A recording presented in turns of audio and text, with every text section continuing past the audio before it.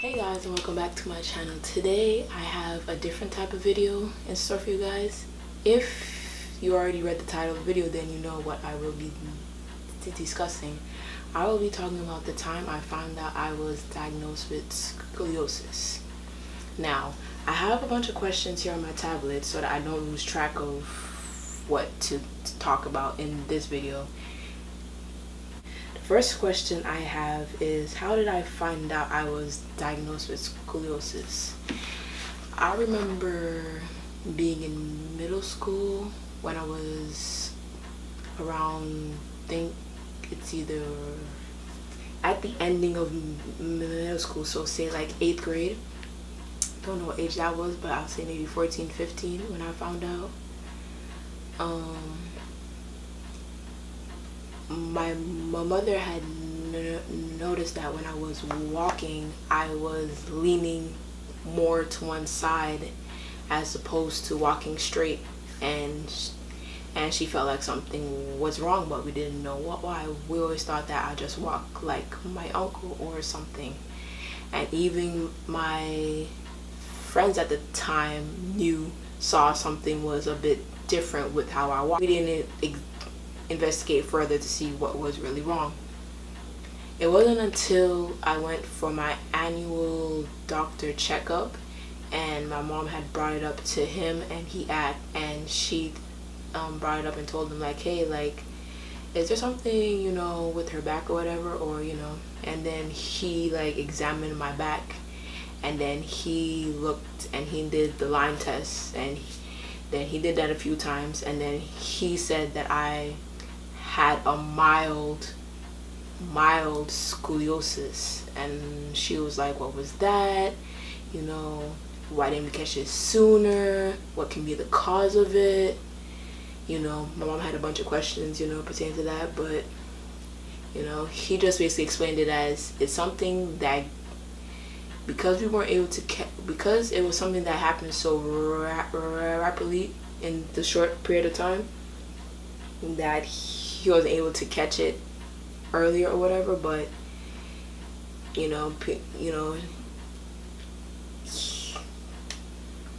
gave us like the real generic, like, maybe she's growing too fast too soon, so the back wasn't prepared, or maybe I used to carry heavy things in my back.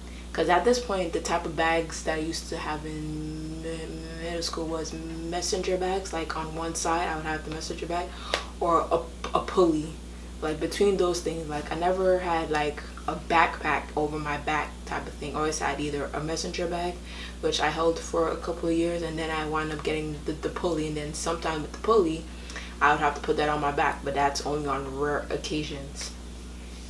So after we found out I was diagnosed with scoliosis, it was now time to get another doctor's opinion.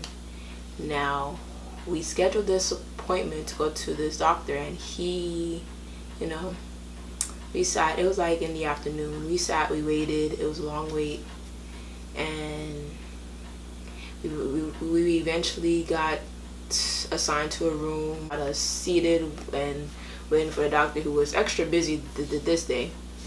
And he walked into the room, with his headset on and whatever, and I guess, he looked up at my back or whatever, and he says, I have scoliosis, there's no brace can help you with this. She needs to have the surgery like now. Like, I could cut her back open tomorrow, basically. And then as soon as he said that, he had to leave the room, because he was extra busy that day. So I was sitting there in shock, crying, because I just came from my regular doctor, and he said it might be mild, and I could maybe have a chance at the brace, or if not, surgery. Surgery is a big thing, because you don't know the risk and thing that might happen. So I was shocked, I was crying, I was sad, and then eventually he came back in the room and said like, well, have you guys made a decision? Are you going to schedule the appointment to get the surgery. And in my head, I'm like, whoa, you know. And my mom's like, we'll get back to you after we talk this over with my dad. And so we left, and then my mom called my dad over the phone, and they talked, and then we talked some more when we got home, and we decided that we wasn't going to get the surgery with him. So now we're on the hunt to see what hospital are we going to go with. Now the next question I have is, how did my parents take the news?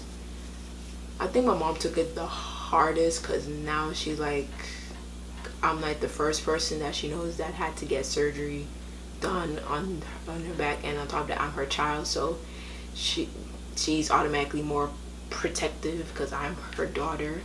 And my father, he was more scared as well, but he was also aware because my other sister had a surgery as well, same surgery that I had, and you know, so he had some insight, a little bit of insight on the surgery at that point. My emotions, I was honestly a bit scared, you know, like you're telling a 14, 15-year-old that their spine is not straight and that they need to get a metal rod down their back with screws. You know, all I'm thinking is, if I go to high school, will the scanners go off? Will the metal detectors at airports go off? Like those things was going through my head, you know, so small, so young, you know. And then the next question I have is, when did my surgery take place? My surgery took place in the summertime. My surgery happened August 8th, 2008. And I remember this because I couldn't eat no type of food the night before, and had to get up real early to travel to Manhattan to go to this hospital that basically did the whole operation, and it was straight recovery from there. Hope you guys enjoy part 1. Stay tuned for part 2, where I explain further on surgery prep and what did I do further.